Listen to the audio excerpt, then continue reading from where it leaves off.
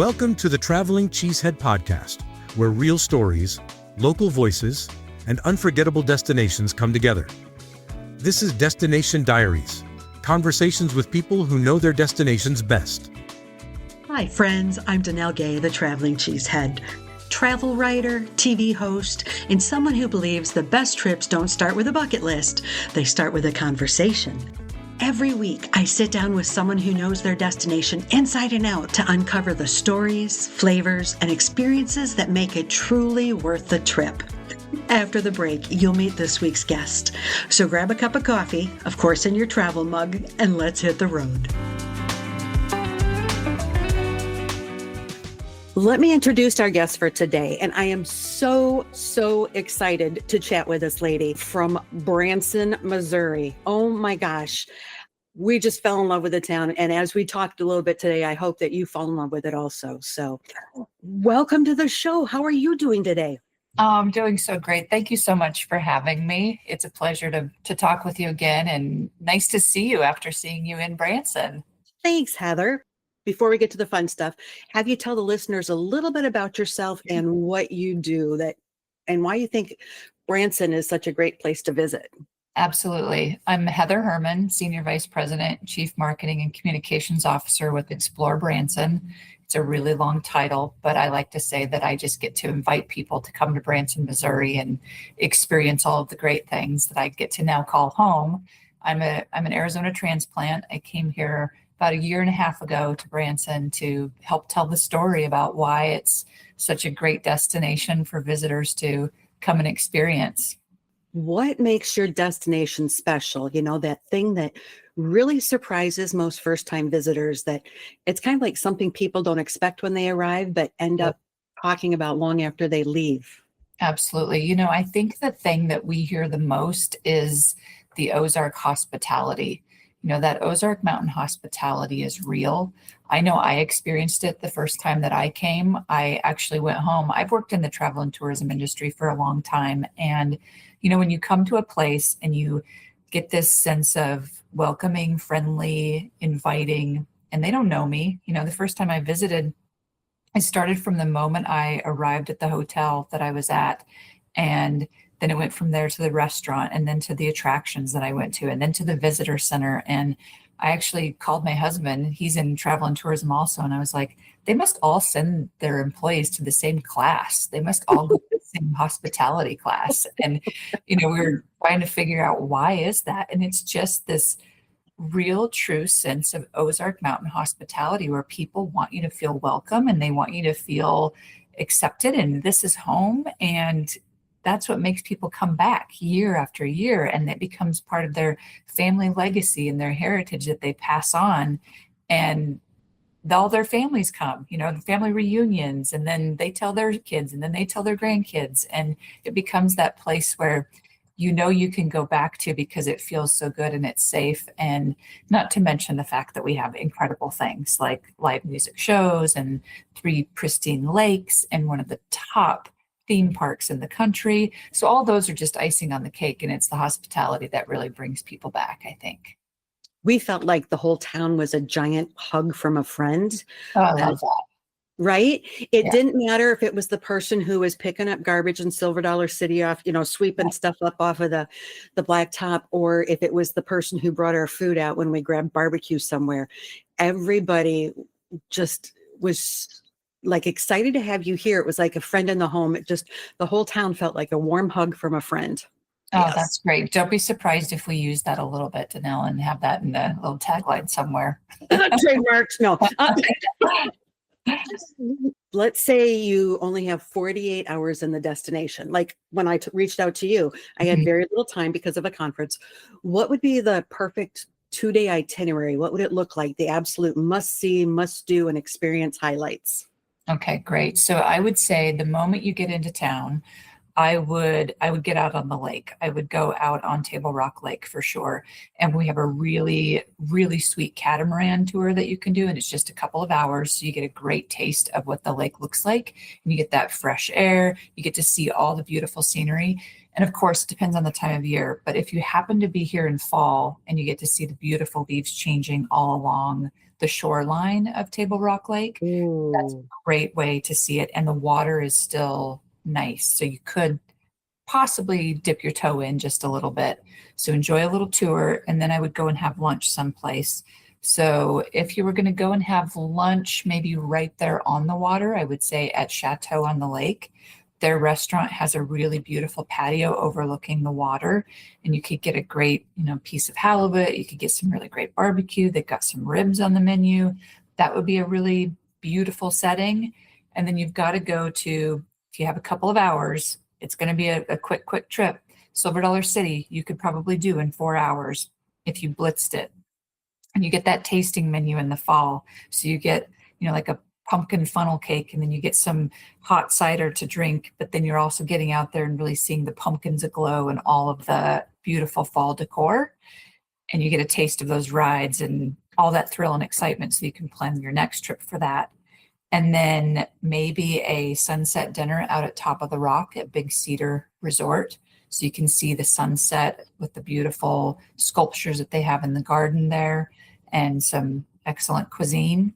The next day, I would wake up on right there at Branson Landing and take a nice stroll along Lake Taneycomo. So you can see the sunrise and the pinks and purples over the hill. Oh, stunning. Beautiful, beautiful way to experience it. Maybe have breakfast at Sugarleaf Bakery where we had a chance to eat. And then I would do an early show, whether it's Clay Cooper Theater or Dean Z Elvis Tribute. I would make sure to catch a show. And right there in Clay Cooper's theater, you're going to find some of the best entertainment around. So you've got the Haygoods, who are just stellar with what they do. They've performed at national anthems for the Kansas City Chiefs, the Royals. They've been everywhere, the Oklahoma City Thunder. They're super talented. Clay Cooper is, he's fun, he's entertaining, he's a comedian, but he's also a singer and a dancer and all the things. Dean Z, our Elvis impersonator, is one of the best Elvis impersonators you will ever come across. I'm not an Elvis fan, and I will tell you that the first time I went, I was like, what is this all about? I'm going to go to an Elvis impersonator at 2:00 on a Tuesday. And I walked in, and the only seats left were the back row. It was completely sold out. And he is amazing. I mean, he's a specimen. He takes care of himself. He is Elvis when he was in his prime, and he has no backtrack singing, no auto tune. It's him. And he's really, really super talented. So I would say you have to catch a show. That's an absolute must. And then I'm just a sucker for the lake. So if I had a chance to get back out on the trail right there at Table Rock Lake, I would make sure to walk that trail and really capture some beauty. And then maybe hop on the Branson Belle, that steamboat that's there. They do a show also on board, and that's incredible as well. And then shopping downtown, you can't miss historic downtown Branson. It's got some of the most charming, cute little shops, one of the last 5 and dime stores in the country. And it's just, all things nostalgic downtown, hometown Americana. And thrift stores. You had 7 or 8 really good thrift stores that we may or may not have hit. Oh, good. Yeah, that's a fun thing to do. That's a really fun thing to do. I was so sad we didn't get to make a show work, but we definitely have that on our list for next time. And when you said tasting menu, okay, those aren't like, no. You think tasting menu and you think like small portion nibbles. We had one of the tasting passports between the two of us, and we couldn't eat all 5 things that we were able to pick. We ended up passing it on to somebody else before we left the park so they could finish it. But I mean, it was a full hot cocoa funnel cake. It was a bread bowl full of like chicken pot pie soup mix. I mean, it was seriously, these were not samples or tastings. They were full size portions. Absolutely. And it was such a value. Yeah. They're generous. And it changes, that's the thing about Silver Dollar City and their menu is it changes seasonally. So what you're going to get in the spring is going to be different than what you get in the summer, than what you get in the fall, and then Christmas. So it's all based on that time of year and what they have going on. And with Branson celebrating America's 250th this year. Mhm. It's all red, white, and blue here. And Silver Dollar City is adding red, white, and blue themed things for the year. And they actually are partnering with major beverage brand, and they will have a special soda that's red, white, and blue made just for people to come and visit and experience. So you gotta show up and experience all these fun things that are going to be, a temporary thing for the celebration of the birthday. Well, and that's just another reason to keep coming back. People, Mhm. I've heard them say, "Oh, I've been to this place," but they change all the time. It is Yes. never the same experience every single time you go. So yes, now you're just giving me at least 4 seasonal reasons, 5 with the Americana. Okay, we're going to be really good friends. I'm moving in next door. No. I know, right? Now, we've been talking food, and that is such a huge part of travel. So Mhm. what's one local food or drink visitors absolutely have to try, and where should they get the real deal? So I would say it's probably barbecue here. We've got so many places that do barbecue, and right downtown, well, we've got a few things. I mean, and it depends on who you talk to. I mean, biscuits and gravy are a big thing here. We actually have a Mm. biscuits and gravy trail that you can do. I And check in. Yeah. didn't So know that. that's something to take advantage of. Cinnamon rolls are a really big deal here too. And then pie. We actually have a pie trail for the 250th. It's called American Pie Way. So they're I love about, that. yeah, we've actually trademarked that so that we can use it ongoing. But we have over 20 locations across Branson that you can get sweet or savory pie. And you can, check in on your mobile device while you do it, and you earn points. So every time you eat pie, whether it's the sweet or savory kind, you automatically get points, and you're entered to win different prizes like coffee mugs and aprons and tote bags. And it's super fun for our destination, but we've got really great pie here. We've got some places like our College of the Ozarks, which is all student led with what they do. So they have their own creamery on site. They grow, farm to table with berries, and they're going to have their own pie that is specific for the 250th. They have their own jam that they've made that's made by students. I So, got some of that. The red and blue jam is fabulous. Oh my yeah. gosh. So they actually have a pie recipe that uses some of the jam in that pie. So you can't go wrong with that. But then, barbecue, we have a really great distillery downtown. It's called Full Throttle Distillery. And they have some of the best, pulled pork, ribs. You can't go wrong with anything that's on their menu. And there's so many different locations, restaurants across Branson that have barbecue. But we do have some signature things. And I would say for 2026, it's pie on our American Pie Way Trail. Being rewarded to eat pie. Yep. That right there. I love the American Pie Way. That's so fun. Yeah. Yeah. It is fun. And we have fun telling the story about it. And yeah, we've got some really great restaurants around the destination that are creating pie for the seasons. And it's going to be fun. Sounds like challenge accepted. We have to figure this one out. Okay. All right, we're going to shift now because my audience, besides being foodies, they also love history. What's a hidden history or a story from your area that most people don't know, but probably should? Okay, so I would say it probably centers around our live music shows and the fact that we've had so many stars come through our area. Willie Nelson used to perform here. He had a residency at one of our theaters. The Osmond brothers, they were here. They had their own theater. So I think at every turn you make, we've got Andy Williams, and his major Christmas songs were written here, and Wow. his family still lives here. We've got so many different performers that either found a place to call home in Branson after maybe they had a major, major break, and they got tired of living in LA or someplace else, and then they ended up here. And this is a place that they found a home in. Yakov, the famous comedian who was on Seinfeld and has done, every basic late night show, he still has a theater here. and he's not performing as much because he, at the age of 70 something, he now has a newborn.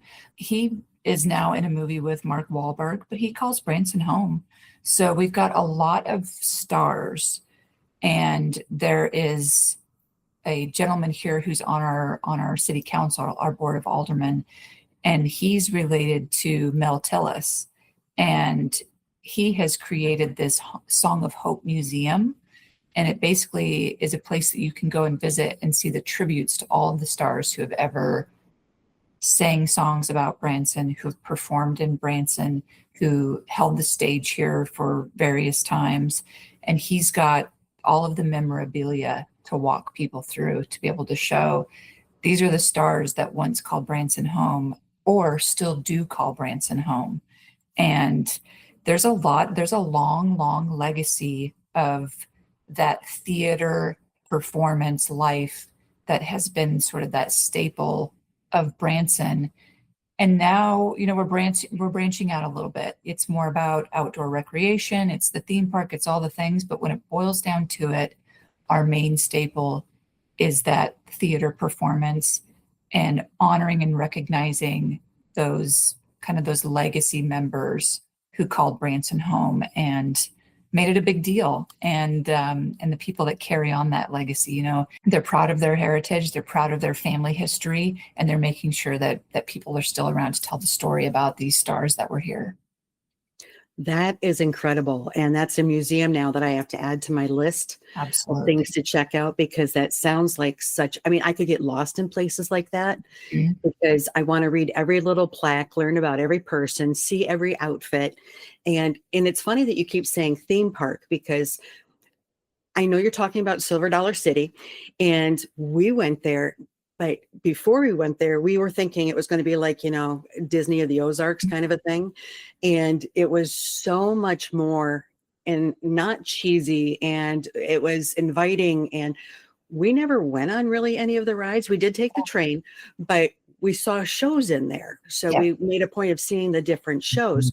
So I think it's funny, because when you keep saying theme park, I know technically it is, and they are rides and things like that. It fits along with the shows part of Branson so well, and the cabins and the history, and it just does such a fabulous job not being a theme park.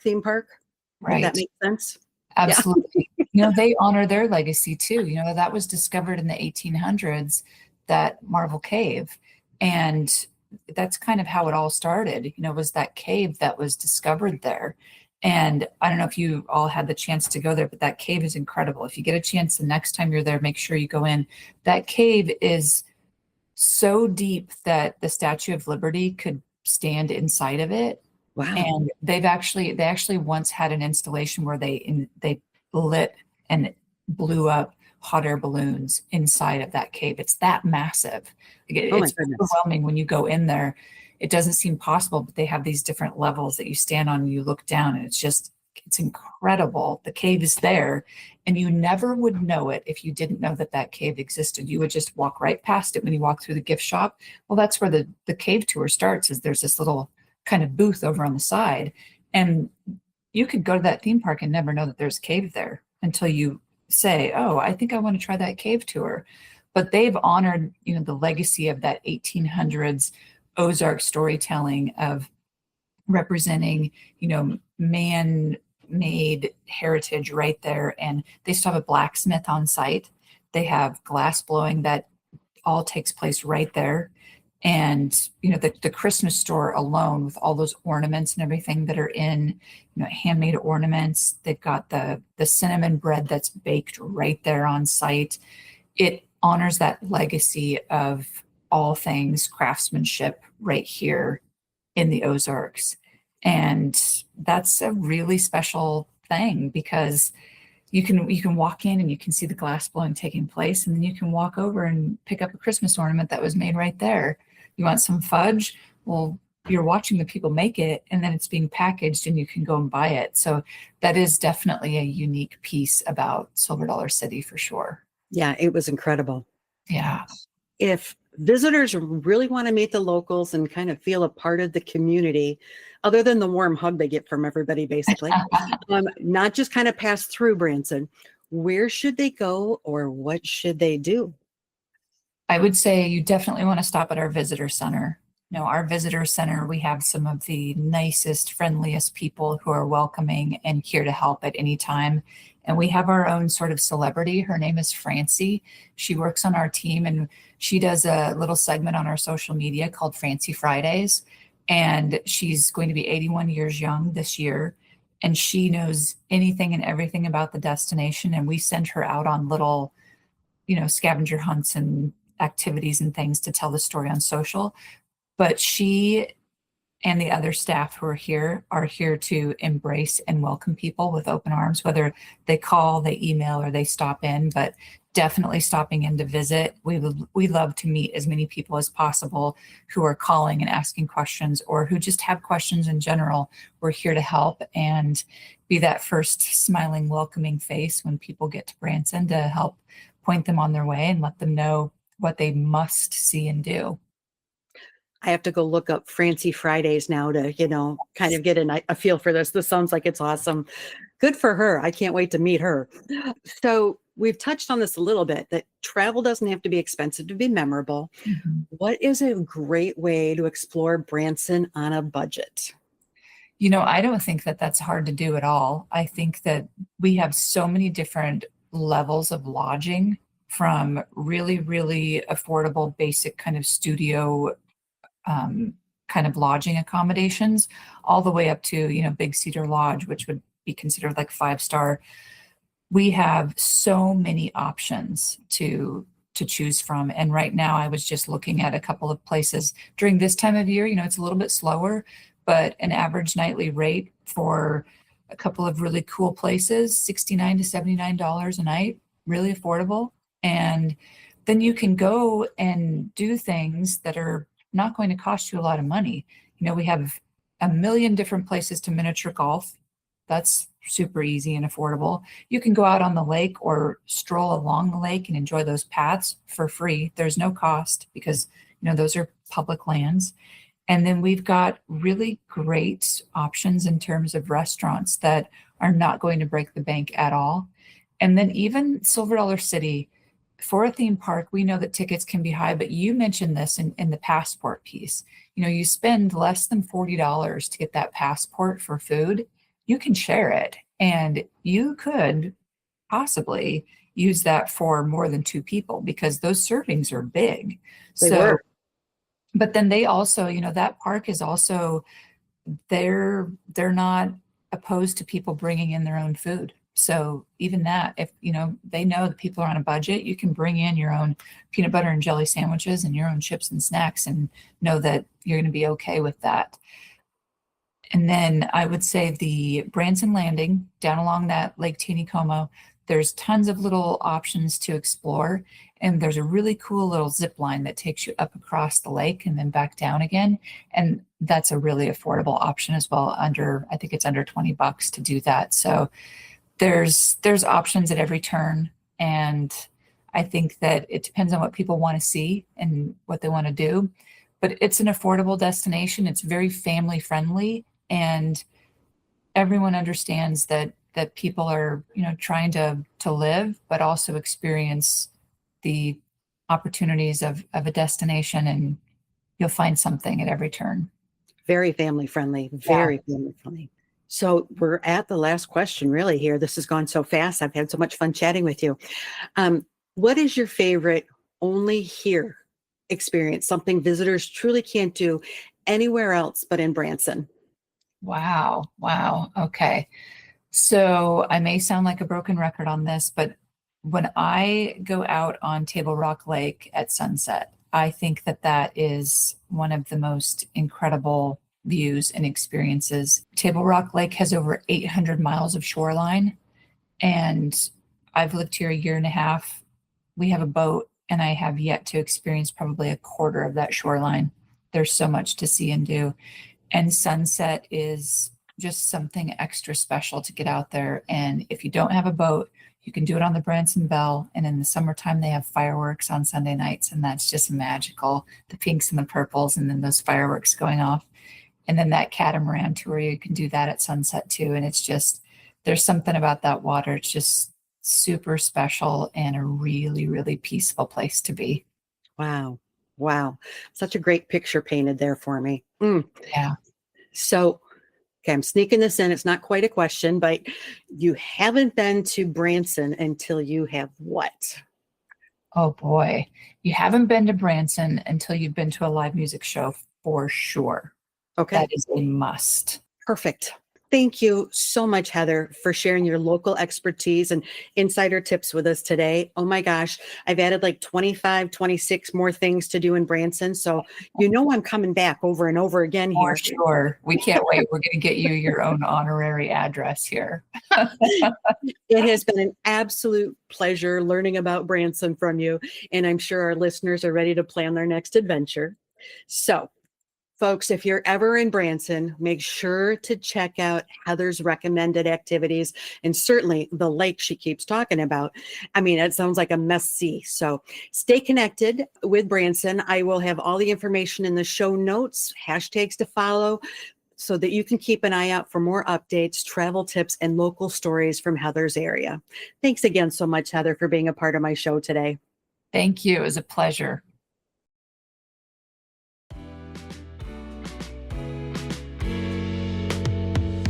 If today's conversation made you think, yeah, I want to go there, then we have done our job. You've been listening to the Traveling Cheesehead Podcast. Subscribe, leave a review, and share this episode with your best travel buddies. Check back for another Destination Diaries episode every week. Thanks for listening. This has been a Traveling Cheesehead production. I'm Dannelle Gay, reminding you that adventure doesn't always mean far away. Sometimes it's just one great story away. See you on the road beyond the exits.